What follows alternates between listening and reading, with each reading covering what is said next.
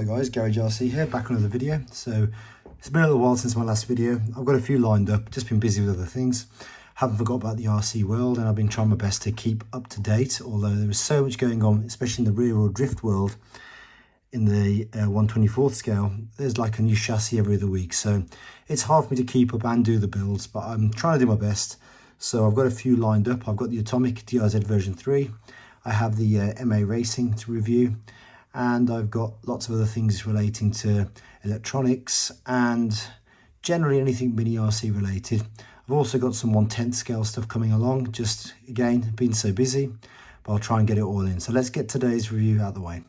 Atomic DRZ version 3. So this is a complete departure from the last design. The build itself was very straightforward, easiest build I've done for a rear-wheel drive drift car. I think it was very straightforward. The instructions were clear, everything was in the box that I needed, a few spares as well. And the main thing we can point out here straight away is the change in the servo position they've got here, so that the servo is now sideways mounted, and this just increases the steering angle without any collisions anywhere on the body. So impressed with that, and I definitely like that. The front suspension now has McPherson strut. Let's just see if we can get a close-up of that. And you can see that now spring is part of the knuckle. We've also got this rolling suspension, so you've got a roll bar built in, so that you get a lot more of a dynamic body roll with the car. A bit like the DWX3, but without a centre shock. And there are some screws here, I think, to make this adjustable. There's a camber adjustment here, which has got clips in, which at the moment, let's get something to point. So we've got some clips here that you can pick off and clip one either side. So you can take one off here, put it to the back, bring the camber forwards, take one off there, or both off there, and slide that back, take the camber back. So that's pretty neat. The build of the car here has these washers, like horizontal rectangular washers, and you've got extras of these, so you can take the upper arms out or in, which kind of takes some of the guesswork out of when you're trying to make a car equal at the top. It does look a bit bulky, but so far it hasn't been an issue, and overall I do like the design of the car at the front end. Let's have a look from underneath. Again, the build quality is great on these, so many aluminium parts. The turnbuckles are absolutely amazing. The only other turnbuckles that are as good as this are the Geo Racing ones on the GLA. They're brilliant, and these are also good, make it very easy to adjust the angles of the steering. Also now you can undo these two screws here, so you can change the Ackerman by sliding the servo backwards and forwards. Some of the extra features I didn't even notice till after the build, which sounds a bit odd, but you can actually reverse the whole rear pod to make this rear mounted. Obviously you can raise it up to make it high mounted, but you can take it right around the back. You can reverse the bulkhead all the way around. That's something I'll definitely be doing in future videos. The battery compartment is easy to slide backwards and forwards. It's a single deck, so it's easy to adjust the length, and the length is, they've done pretty well here. They've got it so that you can have slots to make it definitive length, like 90, 94, 98. Or you can have a more variable adjustment. So they've included the best of both, which I really like. You know, you can adjust the rear pod as well on its own, which again is a great little touch. You know, these things really help when you're trying to fit these cars to bodies. So it's going to make it interesting now when I'm trying to mount this to a Mini Z body. They give you a setup in the instructions on how to make it a narrow width at the front for a Mini Z body. Wasn't easy finding a body to fit because it is still quite wide. But I've gone with a 98mm shell. I think this is the gosh, memory blank, Camaro, yes. And this is just the white body that I'm using. One of the things to show you straight away, if you're going to use a Mini Z body, you don't want the side mounts. They're just going to get in the way. I tried using the side mounts, and honestly it just was a pain. So it comes with magnetic mounts, which is great, but if you're going to use a Mini Z body, you're going to have to take off the side mounts, I think, really, to get a nice mounting of the body onto the chassis and be able to adjust the height properly. That said, the magnetic mounts that come with the car are very good. They're very straightforward to install. Let's get the focus right, okay. and you can adjust the height of them just by turning the screw at the top. Same at the back. Previous problems I've had with magnetic mounts is they're too strong and you end up ripping half the car off and the adhesive, but these are quite small, they're enough to hold the body on. I've reversed the body mounts here because of the shell I'm using, because it was hitting the rear light cluster. Otherwise straightforwards. The rear pod itself, the diff is aluminium, I'll put a picture of that in a moment, and that's really smooth, better than the DRZ2 in every way so far. Now, one of the criticisms I've had of the previous DRZ iteration was no down stops on the wheels, but there's so much adjustability in this that really isn't an issue. You can adjust the rear suspension height by just loosening these screws. You can slide the whole mount up and down. That makes it easy then for, you know, if you want to have a lower mounted body, or if you need more travel, you can just adjust the height of the whole arm itself. So again, another great feature.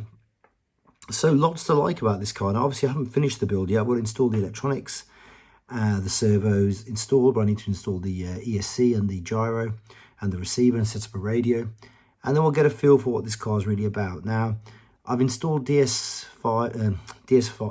Racing, let's say that again, LF5 DS Racing drift tyres, front and rear, wide rear, narrow front. This car does come with wheels and tyres, and they are designed for the Atomic, but I prefer to use my own setup and see how that compares to previous iterations I've used and on other cars of a similar size.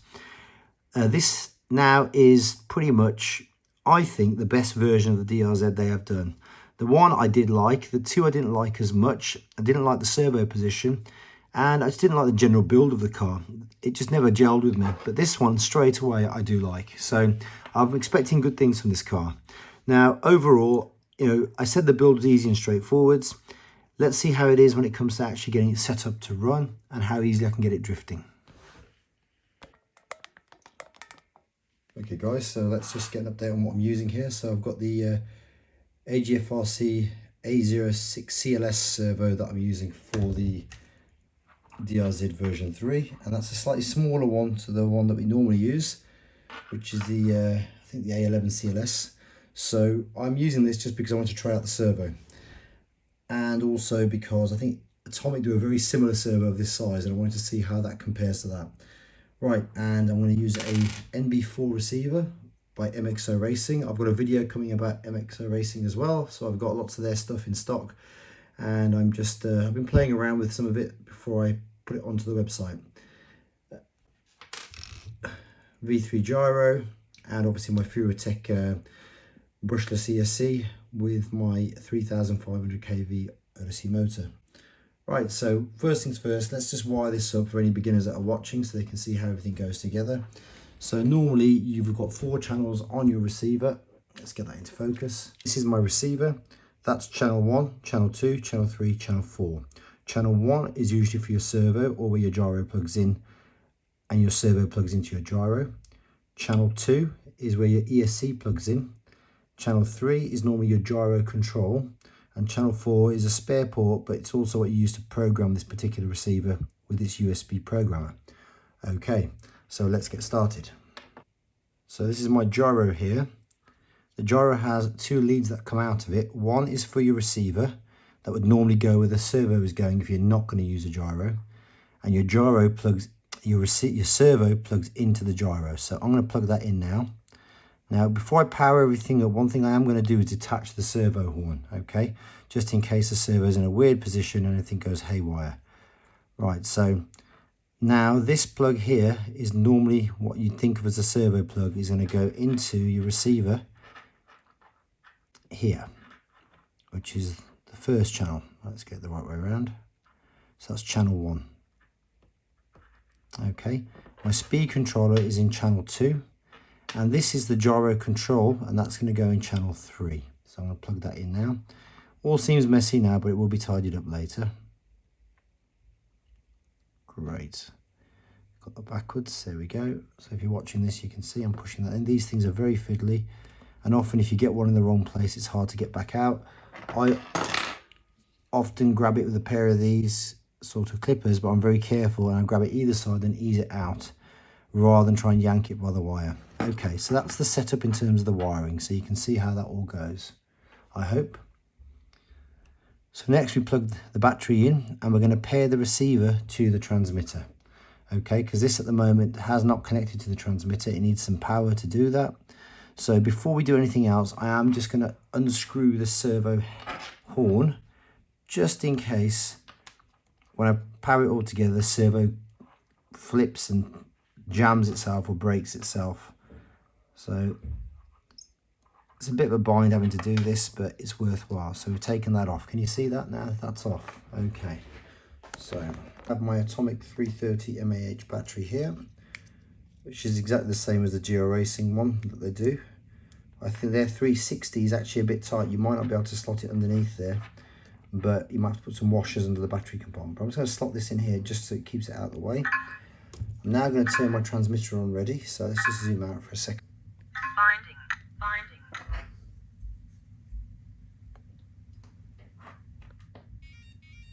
Binding successful. Right, so how I normally do this is I make sure the trim is centered now on my main controller that we've got steering. Okay, steering is centered. Right, I've now lost the screw that was there for the, there it is, servo horn. Now we put the servo horn back on with the servo in the center position. You can hear it twitching at the moment, so I'm just going to turn the third channel down so my gyro stops twitching while I'm setting everything up. That's 0. There you go, gyro's not making any noise, so gyro's effectively off. Now what I'm going to do is I'm going to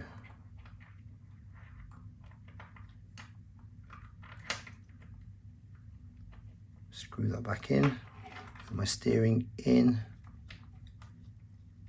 what I can think is closest to being centered. Okay, so straight away I've got like a centered steering position. There we go, lovely. Okay, so now I'll adjust my endpoints. Now if it's a brand new gyro, the endpoints on the gyro haven't been set yet, so you can do this. Where are we? Okay, endpoint adjustment. So we're going to turn our steering. Let's just tidy this out of the way a little bit so we can see what's going on. Okay.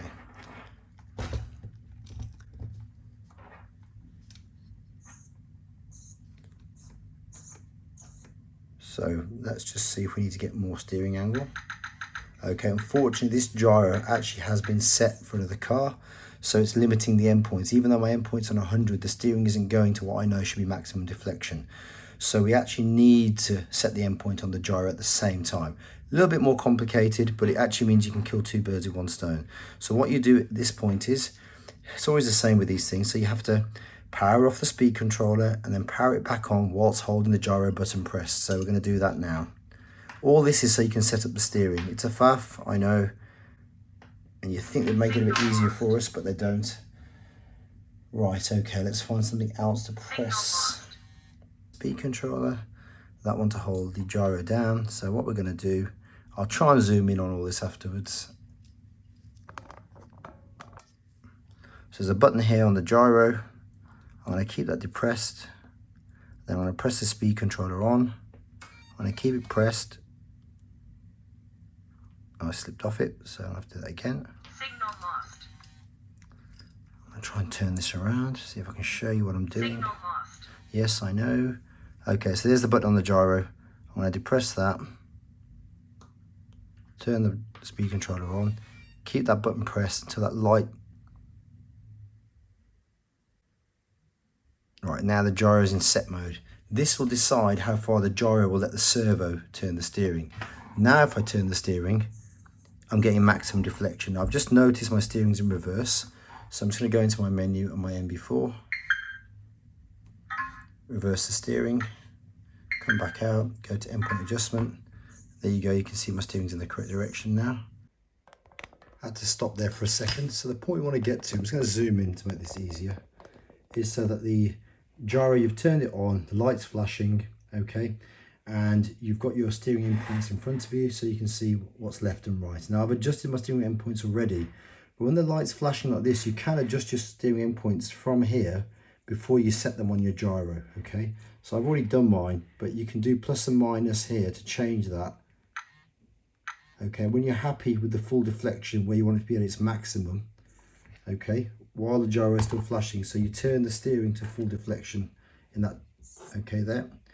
And then you press this button again and the light flashes, then you let go. That's one side done. Now you go in the other direction. So I'm just going to zoom out so you can see my transmitter. Okay, so now I'll turn it the other way. Now I'm happy at 87 on here, but if I wanted to change it, I can actually do it now while the gyro is in this mode and it'll change the endpoint, but I'm happy with that. But if it wasn't deflecting enough, I could increase it. When I'm happy, then press the endpoint there. That'll flash again, let go, it'll flash a final time, and that's your gyro endpoint set. So that's your steering setup. Now I'm assuming that your Ackerman and all the other angles you're happy with. Now I always start off with kind of parallel both ends, and then I go from there. So once I've got the parallel each way, then I'll adjust it just so the leading wheel is slightly out. That's how I do it, but usually instructions give you a good basic setup and you work from there. On my Zero, it was really easy. The setup out the box, the instructions they gave worked great.